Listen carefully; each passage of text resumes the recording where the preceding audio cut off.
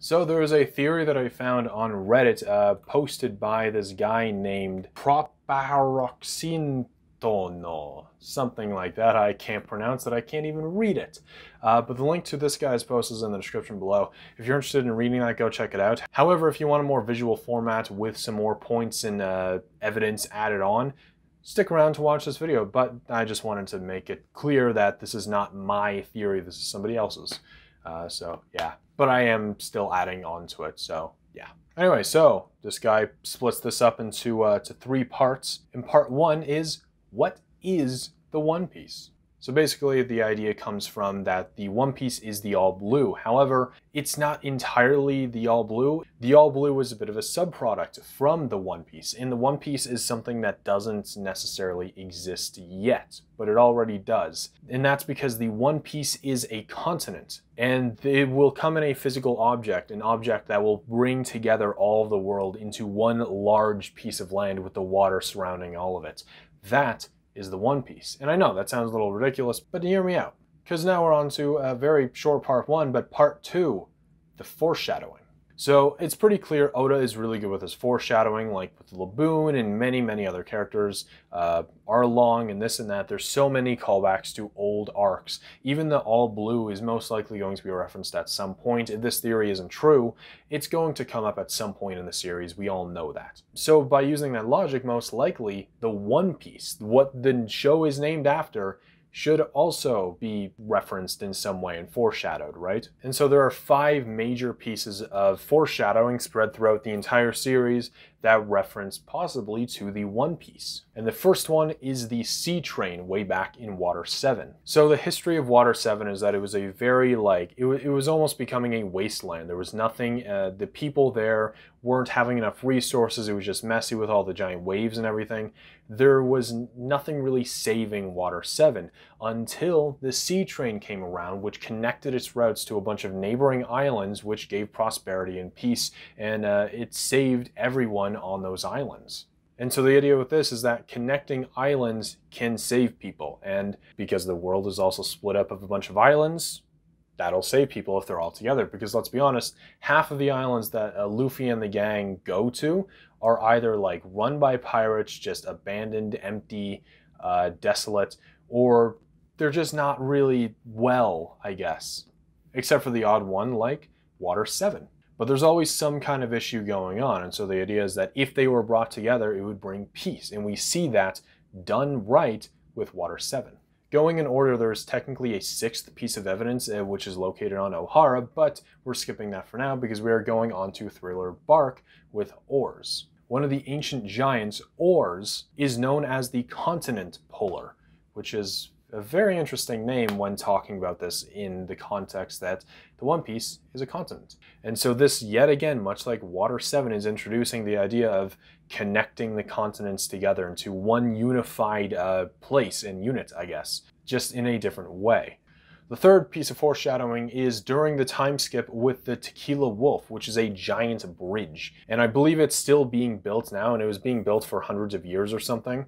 And this is essentially showing the will of people wanting to connect islands together in a desperate way. And they've been going at it for many, many years, trying to build this, trying to unify the world. And so it's not just Oars or anything. It's not just Water 7 that's wanted this. It's other places as well. Much of the world wants to connect itself with each other. And now the 4th and almost biggest piece of evidence is Wano itself, because we know that Wano is just a giant island constructed of other islands, because the entire Grand Line, all of its islands have like different atmospheres and stuff, and so this one connects them all together because some of them, there are some parts that are exclusively raining, some of them are snowing, some of them are summer, right?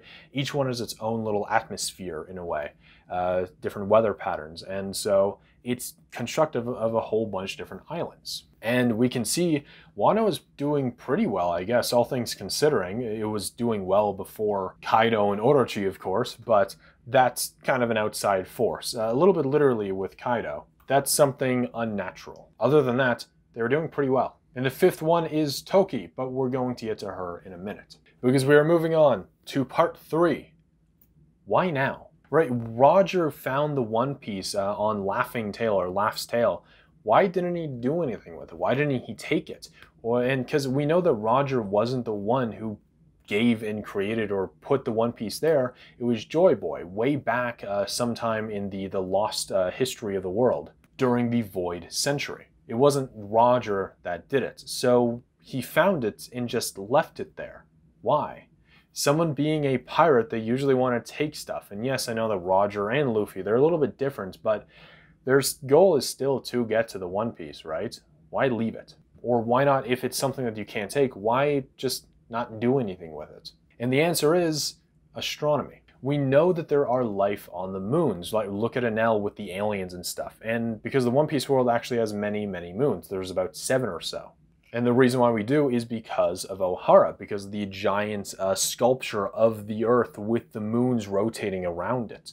That is what is an Ohara, and that is what tells us that there are multiple moons. And so we know that the people of Ohara were like, you know, they know the history of the Void Century, right? They know everything.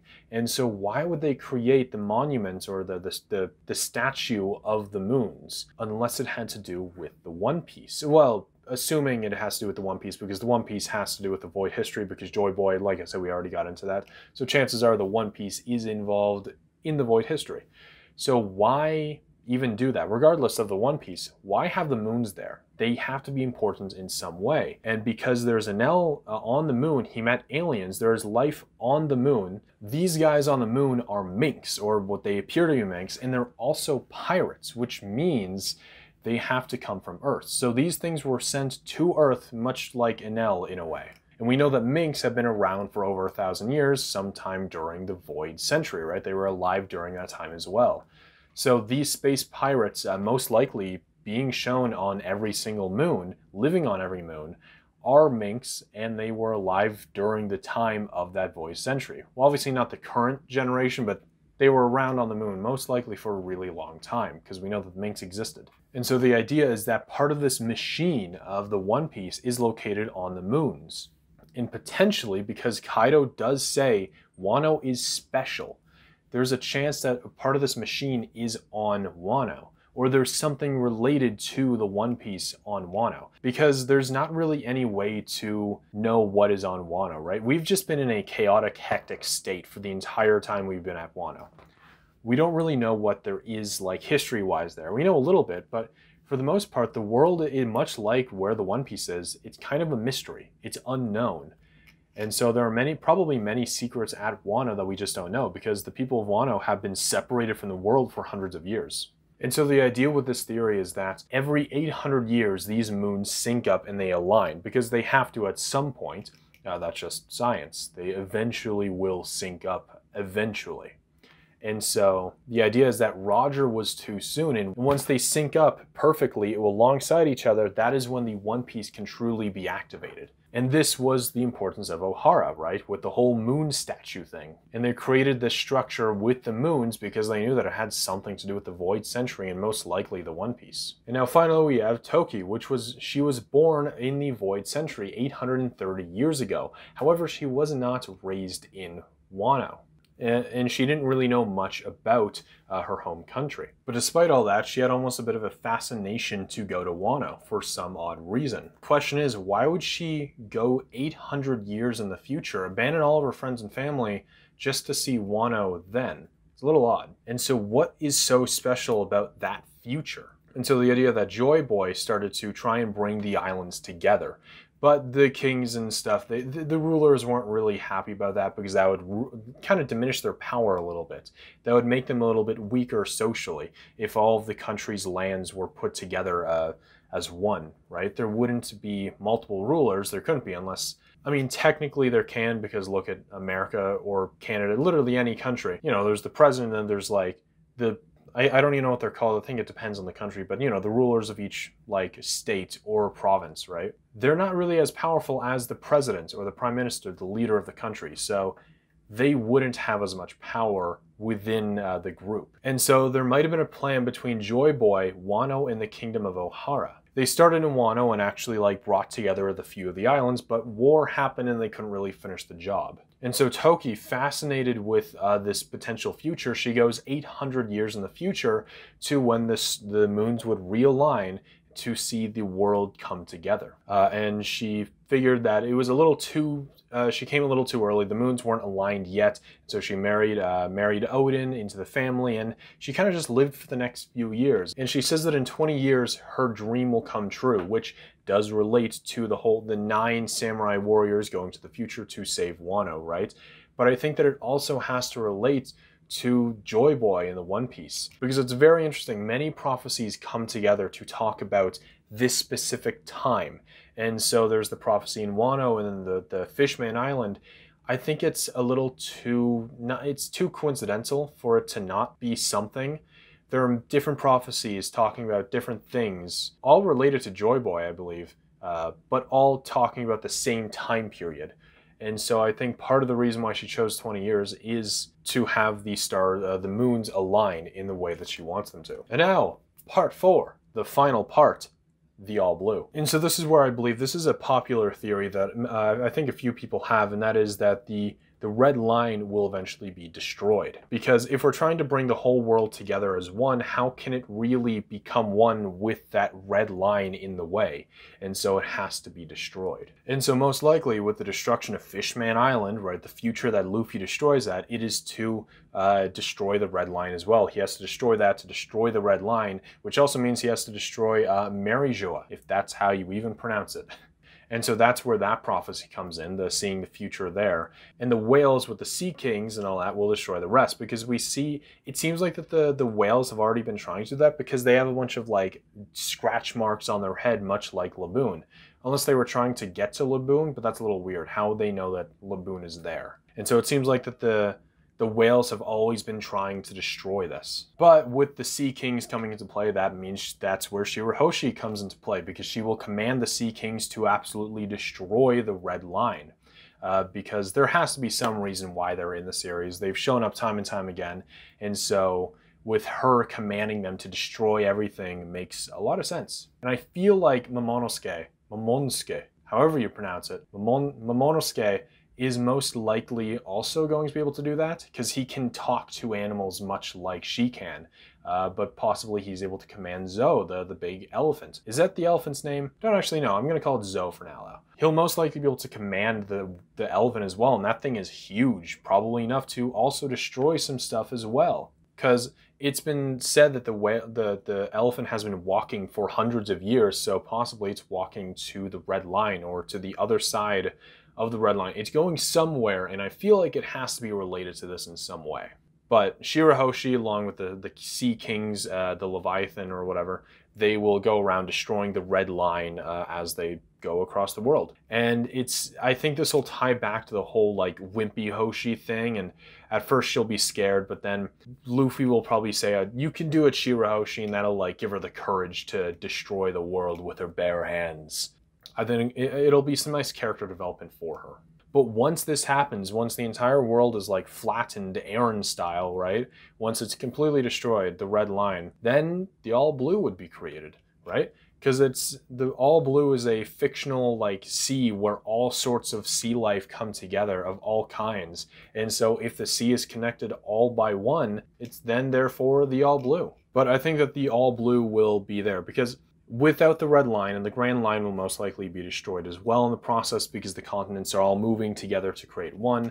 There is no like northwest, southeast kind of anything with the seas, so it will become the All Blue. And there's actually a bit more evidence towards this, because Oda talked about this in the SBS of Volume 91. So somebody says, Odachi, I have a serious question. The name of the castle shown at Marijoa, Pangaea Castle, was it possibly named after the ancient continent where all other continents were pieced together like a giant puzzle? And so for those of you who don't know, our world used to be one giant supercontinent called Pangaea. This was before all of the lands like shifted apart just due to like natural whatever, due to plates moving and whatnot. The lands and whatever split apart, and that is how countries and regular continents came to being. This is real history here. Technically, there was an All Blue on Earth at some point, which is kind of cool. In other words, isn't that where the One Piece is?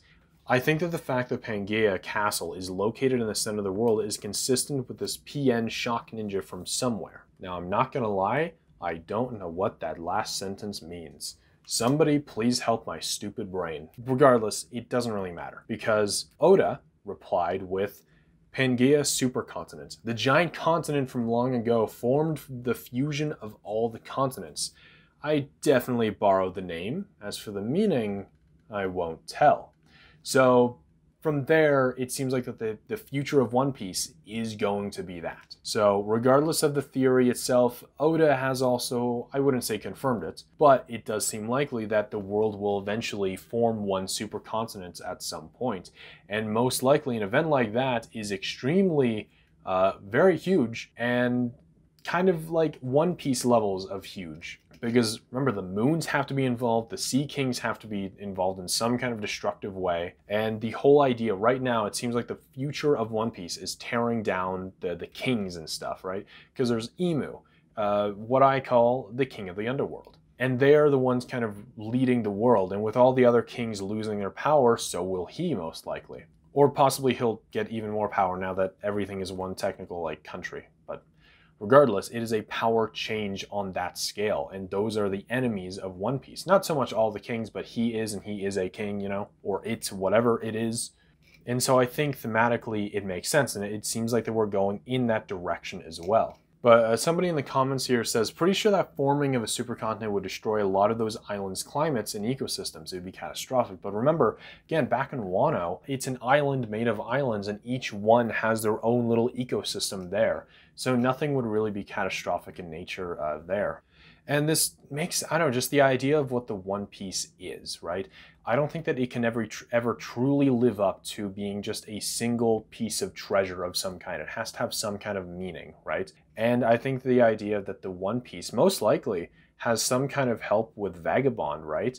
Or perhaps an ancestor of Vagabond, but maybe Vagabond has been so like advanced in science that they have been able to prolong their life, possibly in like a cyborg kind of way. They've transferred their consciousness, because if they're 500 years in the future, I'm sure that they might have been able to figure out some way to extend their life, right? So maybe they are so old that they were around during the Void Century, or perhaps they even used the time fruit, so there's a chance. But if Vagabond has some kind of importance in this on that scale, perhaps they created the machinery to put all the land together. And the reason why the moons would be involved is because with the moons in life, right? If we didn't have the moons, the world would be catastrophic, right? If the moon was gone, things just wouldn't function, and like the waves would absolutely like destroy everything. Nothing would hold it in place. So everything kind of just flows around and we'd all die very, very shortly. And so in One Piece world, the moons are all kind of surrounding the Earth in a, like, just at all times. They're all around it. So once it all comes together, most likely it'll be, I'm guessing, just because of whatever, it'll be above Marijoa, and that is where everything would be pulled to, probably. Or, I mean, it doesn't even have to be there, but everything would probably just naturally, with the help of the machine, all the continents would probably just be pulled to that center of gravity, because the gravity of the moon is what keeps it there, because it balances everything. So if all the gravity there is like kind of formed in one dense area, possibly that would be enough, plus with the help of the machinery, and maybe even help with the Sky Island. I could imagine Skypiea might have something to do with it. With that, it may be able to push all the continents together in one dense place, and that is the significance of the moons. So what do you think of this theory? I think it's really cool. Like I said, it makes a lot of sense for the One Piece. I don't think the One Piece can ever be an underwhelming reveal, but I think that having this, definitely, it makes it work, I think. The idea that the One Piece changes the world, it's such a great and big thing that it changes the world, makes a lot of sense. And the reason why Goldie Roger never told anyone about it is because if the word got out about what the One Piece is, chances are the government would shut that down, destroy it, and annihilate whatever machinery that is, because they want the power split up. And so that's why he's like, hey, pirates, go check it out, because they're not under any kind of governmental reign. And I'm sure he has information about Joy Boy. I mean, we know that he does, and so he may know that there will be a future Joy Boy, possibly related to the Will of D in some way. So what do you think about this theory? I think that it's really cool. It holds up, I'd say. There's a lot of theories out there, but I think this one's pretty good. There's not really many plot holes. There's nothing that really contradicts it in much of a way. It's kind of just one of those theories that if it happens, it happens, and there's no way of telling. And it'll only happen when it actually happens. There's no way to like predict it and like see it coming even like moments before it happens, because really it's when we find the One Piece, then we'll find out, right? But then again, some thematic ideas can be shown, like with the government not wanting it to be together, or them destroying Water 7 for some reason at some point, or the sea train. Certain things like that could like hint towards the idea that the government doesn't want a unified world, and so that's why the pirates will create one. And so yeah, no, that's the theory. What do you think of it? Let me know down below, and I'd love to hear your theories about what the One Piece is. And if you enjoyed this video, give it a like. And if you did like it, how about you subscribe and find more One Piece videos on my channel, because I think that there are quite a few that you could enjoy. So anyway, that is all for this video, and I will see you in the next one. Goodbye.